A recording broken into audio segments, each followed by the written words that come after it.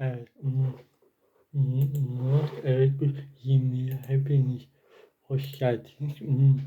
Bir dakika hemen devam ediyoruz. Devam ediyoruz kaldığımız yerden.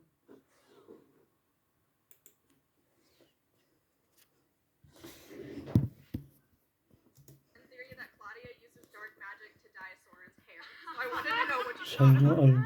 I feel like I started that, I think, because someone asked on Tumblr, like, does Soren dye his hair? And I specifically said, well, my personal headcanon is that, like, Claudia Bir dakika dyes it, and then, devam yeah, I think I ediyoruz. was the one that started that.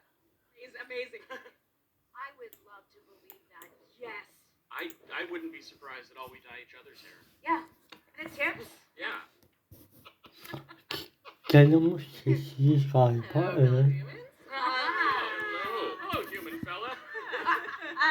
So I had a question. One of my favorite parts of the show are the illustrations and the end credits, and I like the little jokes and then the extra that it adds, to the story. And I was wondering what the whole process on choosing them and coming up with them is. Sure.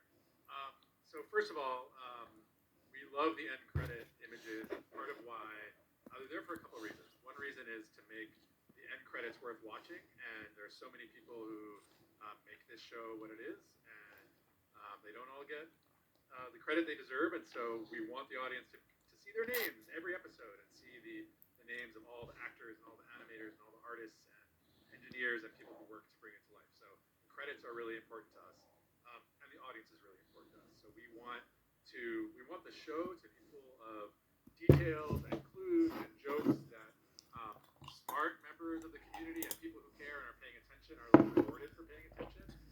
In terms of how we make them, they're a combination. So the artists at Bardell come up with ideas and cute things and gags, and the writers, we also we brainstorm like what would be good to put in this one.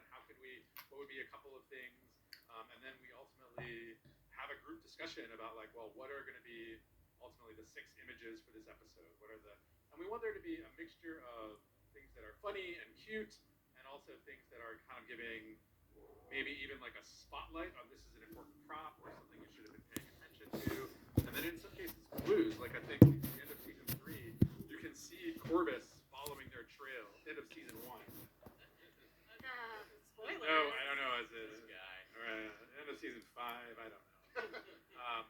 But at the end of season 1, you can see Corvus following their trail, and then if you were paying attention to that, then when he suddenly shows up at the beginning of season 2, it's not as shocking. Like he was asking questions along the way and stuff like that. So we do put a lot of care into them. We think of them as a little bit of maybe a little sweet treat at the end of the episode. I don't know. And yeah, we're glad that fans love them. Thank you. Thanks. Wait, so you're saying at the end of season 2, that one end credit with Glenn from Dungeon, who knows, Yes. Who knows? What about that dude with the broccoli? Free Glenn! Free him! Hi. Hear me okay? Yeah. I wanted to ask what your favorite part about the characters that you play are. Like, your favorite part about their personality. Dayı 2000 olmuş. Aha. Great question. Yeah. There's a lot of me in Soren. I like to say that when people ask me this, Soren is like me, but if I was really dumb and really earnest about everything. And I love like how protective he is of his family and how determined and ambitious he is to like, really just make a name for himself, What I love so much about Claudia is how tied to her family she is, and how these 2 people are the most important people in the entire world to her, and she will do anything. And I'm very close with my family, and I do think there is a lot of Raquel in Claudia. And so the family thing, I'm like, oh yeah, I totally understand that scene with the deer. I get it. Yes, but the family thing for sure. The tie to family. You could. different ways. No, I'm done. Amelia. I've said this a lot, but I'll say it again. Viren, in the beginning of season 1, he displays a lot of. He's really doing this for his family and for his kingdom. What he does, everything he does, he's passionate about it. He lives that. Everything I do in my own life, I do for my family, for my kids, for my wife, just so they have a good life and I raise them properly. And I see that in Viren. And as we all know, some of that stuff goes a little astray as we Bir get into parça season 2, yapalım he. the end of season Bir 1. parça değil. But that's still in him. Üç What I parça really like about yapalım. Viren is his drive. He makes a decision and he goes. Right? He's playing chess. He sees these moves ahead.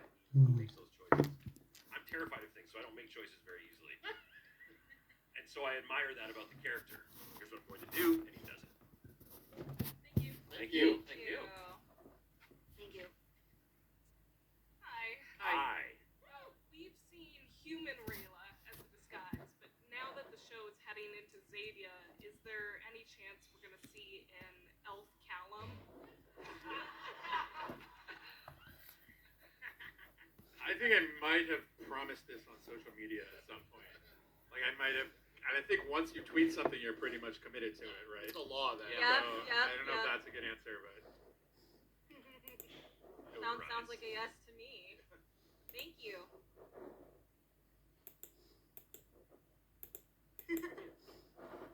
I love the show and Avatar: The Last Airbender and Korra.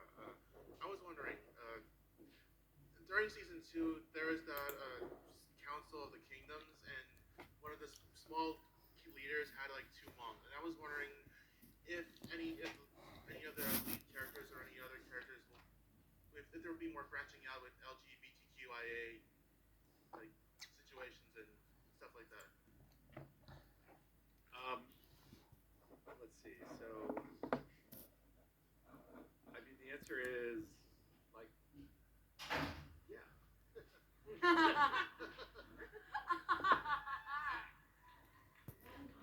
You know, we don't want to like have spoilers and we don't want to ever overpromise, but we always have said that this is a representative world and we want it to reflect our real world and a modern world and see all kinds of family structures and all kinds of people, including people with different preferences and orientations. And so, yeah, that should be a part of the story. So.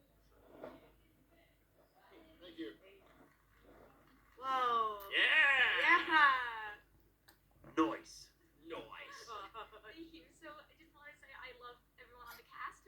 So thank you for coming out. Thanks for having us. Thank you for having us, Yes. WonderCon. And my question is, I believe in the original concept, Soren and Claudia were meant to be like more evil, but as seen in the show, they're antagonists, but they're obviously really funny, and we honestly love them. What decided to make that change from like villains to just antagonists, but with really good intentions?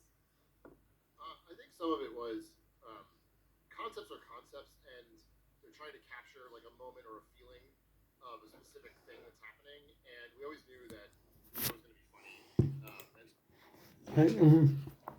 Başka bir bölümde görüşürüz. Kendinize iyi bakın. Bye.